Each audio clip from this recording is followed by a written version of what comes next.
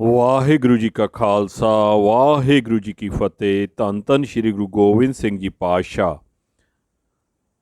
ਅਸੀਂ ਤੁਹਾਡੇ ਨਾਲ ਦਸਮ ਪਿਤਾ ਸ਼੍ਰੀ ਗੁਰੂ ਗੋਬਿੰਦ ਸਿੰਘ ਜੀ ਕਲਗੀਆਂ ਵਾਲੇ ਦੀ ਲਿਖੀ ਹੋਈ ਚਿੱਠੀ ਜ਼ਫਰਨਾਮਾ ਸਾਹਿਬ ਸਾਂਝੀ ਕਰ ਰਹੇ ਸੀ। ਉਸ ਦੀ ਪਹਿਲੀ ਹਕਾਇਤ ਤੁਹਾਡੇ ਨਾਲ ਸਾਂਝੀ ਕੀਤੀ। ਅੱਜ ਦੂਜੀ ਹਕਾਇਤ ਤੋਂ ਅਸੀਂ ਸ਼ੁਰੂ ਕਰਦੇ ਹਾਂ। ਕੀ ਆਖਦੇ ਹਨ ਸੱਚੇ ਪਾਤਸ਼ਾਹ ਕਲਗੀਆਂ ਵਾਲੇ? ਇੱਕ ਓੰਕਾਰ ਸ਼੍ਰੀ ਵਾਹਿਗੁਰੂ ਜੀ ਕੀ ਫਤਿਹ।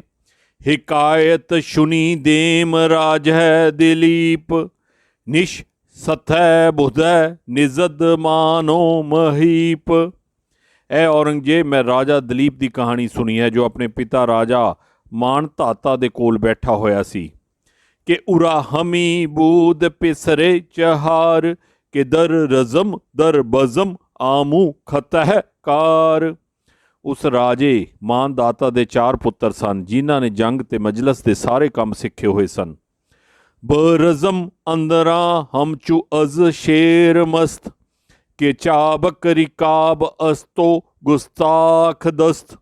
ਉਸਦੇ ਪੁੱਤਰ ਜੰਗ ਵਿੱਚ ਮਸਤ ਸ਼ੇਰ ਵਾਂਗੂ ਟੁੱਟ ਕੇ ਪੈਂਦੇ ਸਨ। ਉਹ ਪੱਕੇ ਘੋੜਸਵਾਰ ਅਤੇ ਹੱਥਾਂ ਦੇ ਫੁਰਤੀਲੇ ਸਨ।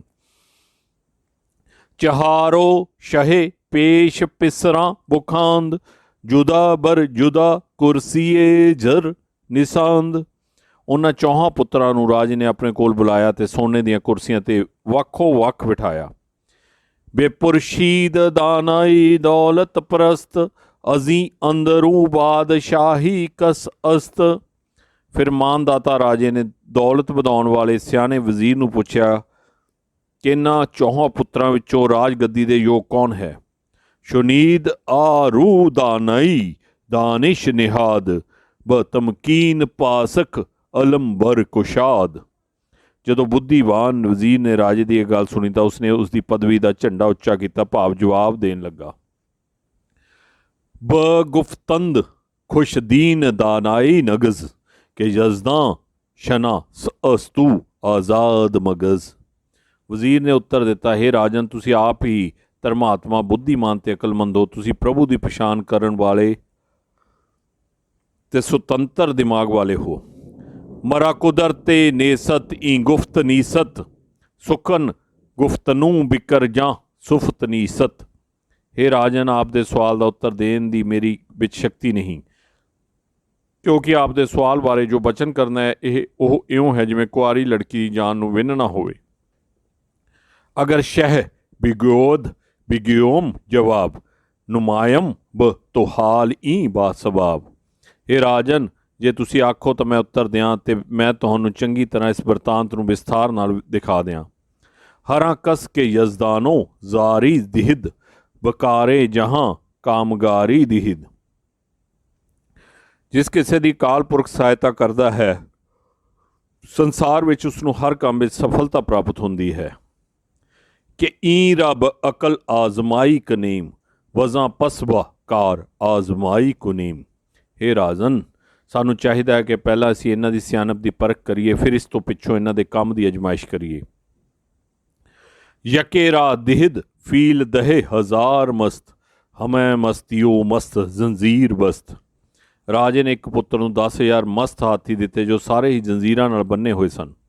ਦਿਗਰ ਰਾ ਦਿਹਦ ਅਸਪ 5,000 ਜੀ ਜ਼ਰ ਸਾਖਤੈ ਜ਼ੀਨ ਚੂ 9 ਬਹਾਰ। ਰਾਜੇ ਨੇ ਦੂਜੇ ਪੁੱਤਰ ਨੂੰ 5 ਲੱਖ ਘੋੜੇ ਦਿੱਤੇ, ਜਿਨ੍ਹਾਂ ਦੀਆਂ ਕਾਠੀਆਂ ਸੋਨੇ ਦੀਆਂ ਬਣੀਆਂ ਹੋਈਆਂ ਸਨ ਅਤੇ ਜੋ ਮੌਸਮ ਬਹਾਰ ਵਾਂਗੂ ਲਿਸ਼ਕ ਰਹੇ ਸਨ। ਸੀਮ ਰਾ ਦਿਹਦ ਸ਼ੁਤਰ ਸੇ 100,000, ਹਮੈ ਨੁਕਰਹ ਬਾਰੋ ਹਮੈ ਜ਼ਰ ਨਿਗਾਰ। ਤੀਸਰੇ ਪੁੱਤਰ ਨੂੰ ਰਾਜੇ ਨੇ 3 ਲੱਖ ਊਠ ਦਿੱਤੇ, ਜੋ ਸਾਰੇ ਹੀ ਚਾਂਦੀ ਦੇ ਭਾਰ ਨਾਲ ਲੱਦੇ ਹੋਏ ਸਨ ਅਤੇ ਸੋਨੇ ਨਾਲ ਸਜਾਏ ਹੋਏ ਸਨ। ਚੂਮ ਰਹ ਦਿਹਦ ਮੁੰਗ ਯਕ ਨੁਕਦ ਨੀਮ, ਅਜ਼ਾਂ ਮਰਦ ਆਜ਼ਾਦ ਆਕਿਲ ਅਜ਼ੀਮ। ਚੌਥੇ ਪੁੱਤਰ ਨੂੰ ਰਾਜੇ ਨੇ ਇੱਕ ਮੂੰਗੀ ਦਾ ਦਾਣਾ ਤੇ ਅੱਧਾ ਛੋਲਿਆਂ ਦਾ ਦਾਣਾ ਦਿੱਤਾ। ਉਹ ਲੜਕਾ ਬੜਾ ਸੁਤੰਤਰ ਖਿਆਲਾਂ ਵਾਲਾ ਤੇ ਬੜਾ ਅਕਲਮੰਦ ਸੀ। ਬਿਆਬੁਰਦ ਪੁਰ ਅਕਲ ਖਾਨ ਹੈ ਕਜ਼ਾਂ, ਦਿਗਰ ਨੀਮ ਨੁਕਦਸ਼ ਬ ਬਸਤਨ ਅਜ਼ਾਂ। ਉਹ ਬੁੱਧੀਮਾਨ ਲੜਕਾ ਉਹਨਾਂ ਦਾਣਿਆਂ ਨੂੰ ਘਰ ਲੈ ਆਇਆ। ਛੋਲਿਆਂ ਦੇ ਅੱਧੇ ਦਾਣੇ ਦੇ ਬਰਾਬਰ ਉਹ ਇੱਕ ਪੂਰਾ ਛੋਲਿਆਂ ਦਾ ਦਾਣਾ ਹੋਰ ਲੈ ਆਇਆ। ਹਮੀ ਖਾਸਤ को तुखम रेजी कुनद खिरद आजमायश बरेजी कुनद। ਉਸ ਲੜਕੇ ਦਲੀਪ ਨੇ ਚਾਹਿਆ ਕਿ ਉਹ ਉਹਨਾਂ ਦਾਣਿਆਂ ਨੂੰ ਬੀਜੇ ਅਤੇ ਬੀਜਣ ਵਾਲੇ ਆਪਣੀ ਬੁੱਧੀ ਅਤੇ ਕਿਸਮਤ ਦੀ ਅਜਮਾਇਸ਼ ਕਰੇ। ਦਫਨ ਕਰਦ ਹਰ ਦੋ ਜ਼ਿਮੀ ਅੰਦਰਾਂ ਨਜ਼ਰ ਕਰਦ ਬਰ ਸ਼ੁਕਰ ਸਾਹਿਬ ਗਿਰਾ। ਉਸ ਚੌਥੇ ਲੜਕੇ ਦਲੀਪ ਨੇ ਉਹ ਦੋਵੇਂ ਵੀ ਧਰਤੀ ਵਿੱਚ ਦਬਾ ਦਿੱਤੇ ਅਤੇ ਵਾਹਿਗੁਰੂ ਦਾ ਸ਼ੁਕਰ ਕਰਕੇ ਉਹਨਾਂ ਉੱਤੇ ਆਸ ਲਾ ਲਈ। ਚੂ ਸ਼ਸ਼ ਮਾਹੇ ਗੁਸ਼ਤੰਦ ਦਰਾਂ ਦਫਨਵਾਰ ਪਦੀਦ ਆਮਦਹ ਸਬ ਜਹ ਨੌ ਬਹਾਰ। ਜਦ ਉਹਨਾਂ ਦਾਣਿਆਂ ਨੂੰ ਬੀਜਿਆ 6 ਮਹੀਨੇ ਬੀਤ ਗਏ ਤਾਂ ਨਵੀਂ ਰੁੱਤ ਆਉਣ 'ਤੇ ਉਹਨਾਂ ਵਿੱਚੋਂ ਹਰੇ ਰੰਗ ਦੇ ਬੂਟੇ ਉੱਗ ਗਏ। ਬਰੇਜ਼ੀਦ ਦਹ ਸਾਲ ਤੁਖਮੇ ਕਜ਼ਾਂ ਬ ਪਰਬਰ ਦਹ ਉਰਾ ਬੁਰੀਦੀਨ ਅਜ਼ਾਂ। ਉਹ ਲੜਕਾ ਉਹਨਾਂ ਬੀਜਾਂ ਨੂੰ 10 ਸਾਲ ਬੀਜਦਾ ਰਿਹਾ। ਪਹਿਲਾਂ ਉਹਨਾਂ ਦੀ ਪਾਲਣਾ ਕੀਤੀ ਅਤੇ ਫਿਰ ਪੱਕਣ 'ਤੇ ਉਹਨਾਂ ਨੂੰ ਵੱਢਿਆ। ਬਰੇਜ਼ੀ ਦਹੇ ਬੀਸਤ ਬਾਰਿਸ਼ ਅਜ਼ੋ ਬਸੇ ਗਸ਼ਤੈ ਖਰਵਾਹ ਦਾਨੈ ਅਜ਼ੋ। ਦਲੀਪ ਨੇ ਉਹਨਾਂ ਦਾਣਿਆਂ ਨੂੰ 10-20 ਵਾਰੀ ਬੀਜਿਆ ਤਦ ਉਹਨਾਂ ਦਾਣਿਆਂ ਦੇ ਬਹੁਤ ਸਾਰੇ ਖਲਵਾੜੇ ਹੋ ਗਏ। ਚੁਨਾ ਜੀਆ ਜ਼ਾਹਦ ਹੈ ਸ਼ੁੱਧ ਦੌਲਤੇ ਦਿਲ ਕਰਾਰ ਕਜ਼ੋਕ ਦਾਨ ਹੈ ਸ਼ੁੱਧ ਦਾਨ ਹੈ ਅੰਬਾਰ। ਇਹ ਕੰਮ ਕਰਨ ਨਾਲ ਦਲੀਪ ਕੋਲ ਬਹੁਤ ਸਾਰੇ ਸੁਖਦਾਇਕ ਦੌਲਤ ਇਕੱਠੀ ਹੋ ਗਈ। ਉਹਨਾਂ ਦਾਣਿਆਂ ਤੋਂ ਬੇਅੰਤ ਦਾਣਿਆਂ ਦੇ ਢੇਰ ਲੱਗ ਗਏ। ਖਰੀਦੈ ਅਜ਼ਾਂ ਨਕਦ ਦਹ ਹਜ਼ਾਰ ਫੀਲ ਚੂ ਕੋਹੇ ਰਵਾ ਹਮ ਚੂ ਦਰਿਆਏ ਨੀਲ। ਉਹਨਾਂ ਨਗਦ ਰੁਪਿਆਂ ਨਾਲ ਉਸਨੇ 10,000 ਹਾਥੀ ਖਰੀਦ ਲਏ ਜੋ ਪਹਾੜ ਵਾਂਗੂ ਉੱਚੇ ਅਤੇ ਨੀਲੇ ਦਰਿਆ ਵਾਂਗੂ ਮਸਤ ਚਾਲ ਚੱਲਣ ਵਾਲੇ ਸਨ। ਬਗੀਰਦ ਅਜ਼ੋ ਅਸਪ 5,000 ਹਮੈ ਜ਼ਰ ਵੀ ਜ਼ੀਨੋ ਹਮੈ ਨੁਕਰਹਿ ਵਾਰ। ਫਿਰ ਉਸਨੇ ਮਾਇਆ ਨਾਲ 5 ਲੱਖ ਘੋੜੇ ਮੁੱਲ ਲੈ ਲਏ ਜਿਨ੍ਹਾਂ ਦੀਆਂ ਕਾਠੀਆਂ ਸੋਨੇ ਦੀਆਂ ਅਤੇ ਲੜੀਆਂ ਚਾਂਦੀ ਦੀਆਂ ਸਨ। ਖਰੀਦੰਦ ਸੇ ਸਦ ਹਜ਼ਾਰੋ ਸ਼ੁਤਰ ਹਮੈ ਜ਼ਰੈ ਬਾਰੋ ਹਮੈ ਨੁਕਰਹਿ ਪੁਰ। ਇਸ ਤੋਂ ਪਿੱਛੋਂ ਉਸਨੇ 3 ਲੱਖ ਊਠ ਮੁੱਲ ਲਏ ਜੋ ਸਾਰੇ ਹੀ ਸੋਨੇ ਅਤੇ ਚਾਂਦੀ ਦੇ ਭਾਰ ਨਾਲ ਲੱਦੇ ਹੋਏ ਸਨ। ਬਜ਼ਾਂ ਦਾਲ ਨੌ ਸ਼ਹਿਰ ਆਜ਼ਮ ਬੂ ਬਸਤੂ ਕੇ ਨਾਮੇ ਅਜ਼ਾਂ ਸ਼ਹਿਰ ਦਿਹਲੀ ਸੁਦਸ਼ਤ।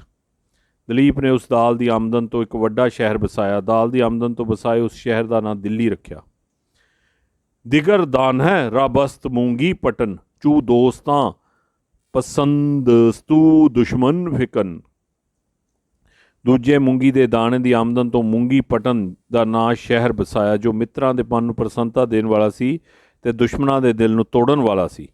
ਬ ਗੁਜ਼ਰੀਦ ਦਹ ਦੋ ਬਰ ਈ ਨਮਤ ਸਾਲ ਬਸੇ ਗਸ਼ਤ ਜੋ ਦੌਲਤੇ ਬੇਜ਼ਵਾਲ। ਇਸ ਤਰ੍ਹਾਂ ਖੇਤੀ ਦਾ ਕੰਮ ਕਰਦਿਆਂ 12 ਸਾਲ ਬੀਤ ਗਏ। ਉਸ ਦੇ ਕੋਲ ਇੰਨੀ ਦੌਲਤ ਹੋ ਗਈ ਕਿ ਉਹ ਹੁਣ ਮੁੱਕ ਨਹੀਂ ਸੀ ਸਕਦੀ। ਚੂ ਬਿਨ ਸ਼ਸ਼ਤ ਬਰ ਤਖਤ ਮਾਨੋ ਮਹੀਪ ਬ ਪੁਰਸ਼ਸ਼ ਦਰਾਮਦ ਸਹੇ ਹਫਤ ਦੀਪ। ਜਦੋਂ ਮਾਨ ਧਾਤਾ ਰਾਜਾ ਤਖਤ 'ਤੇ ਬੈਠਾ ਸੀ ਤਾਂ ਉਸ 7 ਦੀਪਾਂ ਦੇ ਰਾਜੇ ਨੇ ਆਪਣੇ ਵਜ਼ੀਰਾਂ ਨੂੰ ਪੁੱਛਿਆ ਬਿਗੋਯੋਧ ਬ ਪਸ਼ੀਨ ਕਾਗਜ਼ ਬਿਆਰ ਚੀ ਬਖਸ਼ੀ ਦਿਮ ਪਨ ਬ ਪਿਸਰਾਂ ਚਹਾਰ। ਰਾਜੇ ਨੇ ਵਜ਼ੀਰਾਂ ਨੂੰ ਕਿਹਾ ਕਿ ਮੇਰੇ ਕੋਲ ਕਾਗਜ਼ ਲਿਆਓ ਜੇ ਮੈਂ ਵੇਖਾਂ ਕਿ ਮੈਂ 4 ਪੁੱਤਰਾਂ ਨੂੰ ਕੀ ਕੁਝ ਬਖਸ਼ਿਆ ਹੈ। ਦਵੀਰੇ ਕਲਮਬਰ ਕਲਮਜ਼ਨ ਗਰੀਫਤ ਜਵਾਬੇ ਸੁਖਨ ਰਾ ਅਲਮ ਬਰ ਗਰੀਫਤ। ਕਲਮ ਚਲਾਉਣ ਵਾਲੇ ਮੁਨਸ਼ੀ ਨੇ ਕਲਮ ਫੜ ਲਈ ਅਤੇ ਰਾਜੇ ਨੂੰ ਉੱਤਰ ਦੇਣ ਲੱਗਾ ਲਈ ਝੰਡਾ ਖੜਾ ਕੀਤਾ ਭਾਵ ਜਵਾਬ ਦੇਣ ਲਈ ਤਿਆਰ ਹੋ ਗਿਆ। ਬਗੁਫਤਾ ਚੀ ਬਖਸ਼ੀਂਦ ਇਸਾਂ ਹਜ਼ਾਰ ਬਕਾਗਜ਼ ਬੁਬੀ ਤਾ ਜੁਬਾਨਸ ਬਿਆਰ। ਰਾਜੇ ਨੇ ਵਜ਼ੀਰਾਂ ਨੂੰ ਕਿਹਾ ਕਿ ਪਹਿਲਾਂ ਕਾਗਜ਼ ਦੇਖੋ ਫਿਰ ਦੱਸੋ ਕਿ ਮੈਂ ਇਹਨਾਂ 4 ਪੁੱਤਰਾਂ ਨੂੰ ਕਿੰਨੇ ਹਜ਼ਾਰ ਰੁਪਏ ਬਖਸ਼ਿਆ ਹੈ। ਦ ਕਾਗਜ਼ ਬੁਬੀ ਤਾ ਬਿਗਿਓਜ਼ ਜੁਵਾਂ ਚੇ ਬਖਸ਼ੀਦ ਸ਼ੁੱਧ ਬਖਸ਼ ਹਰ ਕਸ ਜਵਾਂ ਅਜ਼ਾਂ। ਪਹਿਲਾਂ ਕਾਗਜ਼ ਵੇਖ ਫਿਰ ਜਵਾਨੀ ਦੱਸੋ ਕਿ ਹਰ ਇੱਕ ਨੂੰ ਕੀ ਬਖਸ਼ਿਸ਼ ਹੋਈ। ਚੂ ਬਿਸ਼ੁਨੀਦ ਸੁਖਨ ਅਜ਼ਮਹੀ ਪਾਨ ਮਾਨ ਫਰਿਸ਼ਤੈ ਸਿਫਤ ਚੂ ਮਲਾਇਨਕ ਮਕਾਨ। ਫਿਰ ਵਜ਼ੀਰਾਂ ਨੇ ਮਾਨ ਦਾਤਾ ਰਾਜੇ ਦੇ ਵਚਨ ਸੁਣੇ ਜਿਸ ਦੀਆਂ ਸਿਫਤਾਂ ਦੇਵਤਿਆਂ ਵਰਗੀਆਂ ਸਨ ਅਤੇ ਜੋ ਦੇਵਤਿਆਂ ਵਰਗੀ ਪਦਵੀ ਵਾਲਾ ਸੀ। ਬਿਆਰੀ ਮਰਾ ਪੇਸ਼ ਬਖਸ਼ੀਦ ਹੈ ਮਨ ਚਰਾਗੇ ਜਹਾਂ ਆਫਤਾਬੇ ਜ਼ਮਨ। ਫਿਰ ਰਾਜੇ ਨੇ ਆਪਣੇ ਪੁੱਤਰਾਂ ਨੂੰ ਬੁਲਾ ਕੇ ਕਿਹਾ ਕਿ ਹੇ ਜਗਤ ਦੇ ਦੀਵਿਓ ਅਤੇ ਜ਼ਮਨ ਦੇਸ਼ ਦੇ ਸੂਰਜੋ ਜੋ ਕੁਝ ਮੈਂ ਤੁਹਾਨੂੰ ਬਖਸ਼ਿਆ ਸੀ ਉਹ ਮੇਰੇ ਸਾਹਮਣੇ ਲਿਆਓ।